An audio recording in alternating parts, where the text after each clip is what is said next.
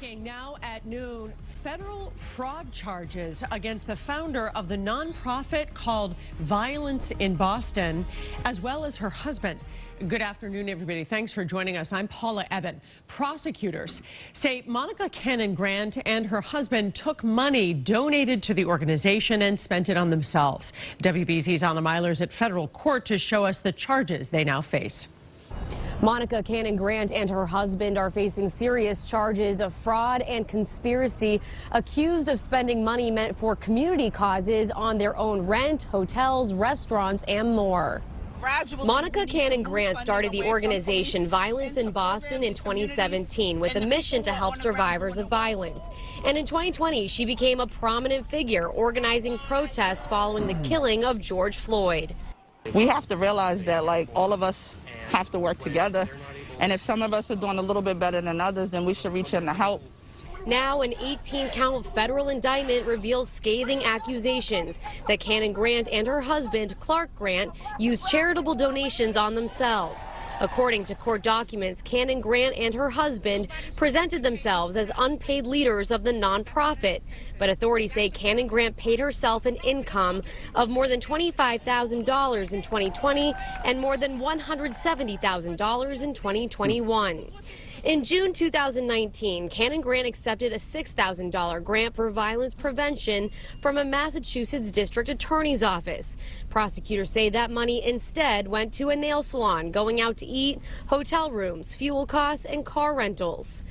Authorities also say the couple collected more than $100,000 in pandemic unemployment assistance, though Cannon-Grant was earning tens of thousands of dollars in consulting fees, and her husband was earning weekly pay from a job. The couple's accused of using the money on plane tickets, new furniture, to defray the cost of a motorcycle, and more.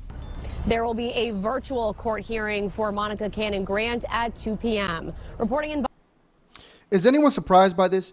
Is anyone surprised that the leader of a movement that was built on a lie was indicted on federal fraud charges? Now, I want to preface this by saying that this is actually an old video. This happened 3 years ago. But there's a reason why I'm covering this now, and I want to talk about it. It's because we do have an update on this situation, and it was that she was arrested. She pled guilty to federal fraud charges.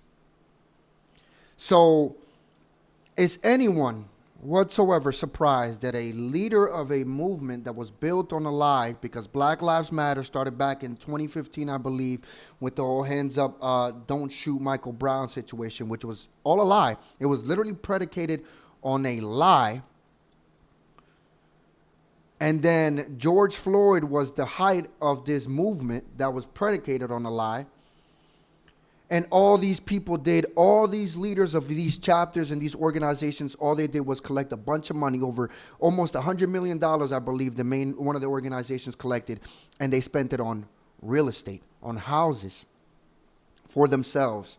Did nothing for the actual black communities that they were supposedly fighting for. That's what happened.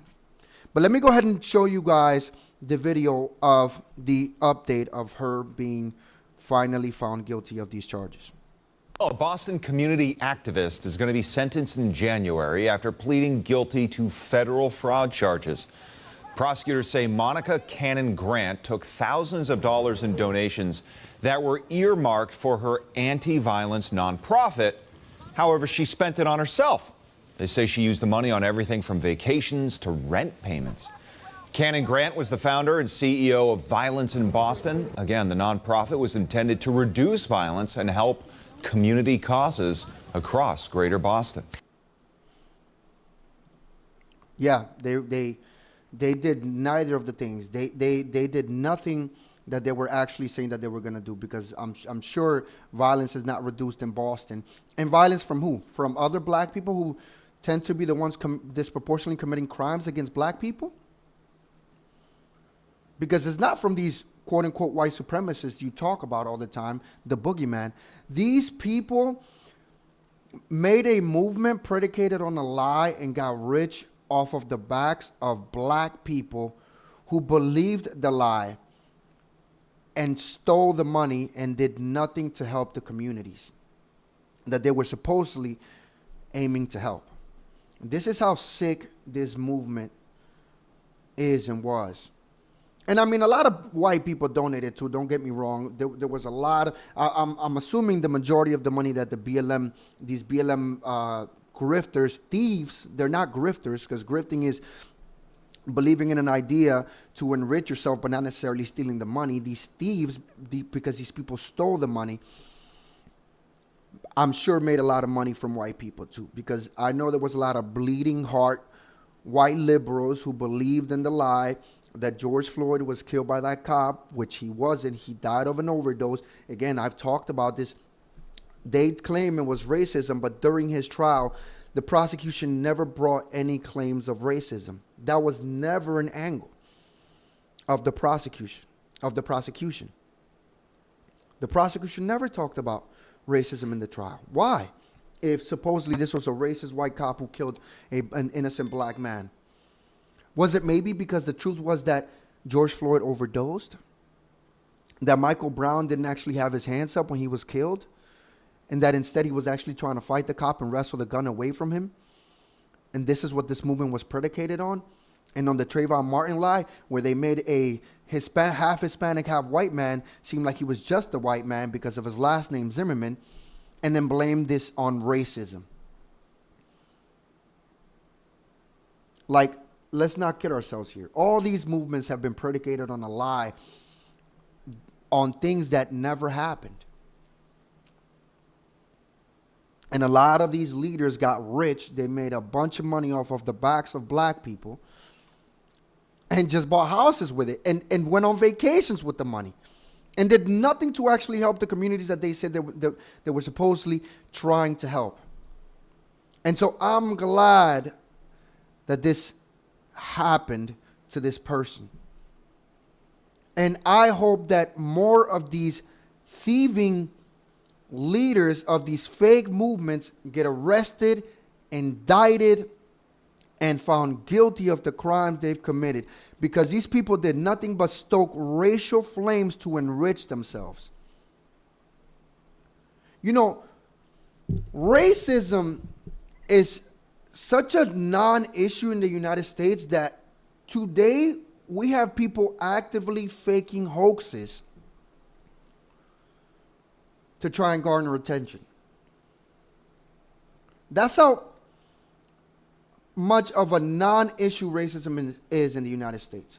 That you have prominent figures, actors, faking racially motivated hate crimes against themselves to try and get some sort of brownie points. And this is the reason why the Black Lives Matter movement is at an all-time low when it comes to favorability. And even a lot of black people woke up. A lot of black people said, damn, they got us. These motherfuckers don't actually care about black lives. They just care about our money and enriching themselves and buying properties. And this is what we get for believing in a bullshit movement. But that's all I got for this video, guys. I want to know what you guys think in the comment section down below. If you like the video, hit that like button, subscribe to the channel, and share this video. And if you have anything you want me to react to, my link is in the description box below. Send me an email, and I'll see you guys in the next video. Peace.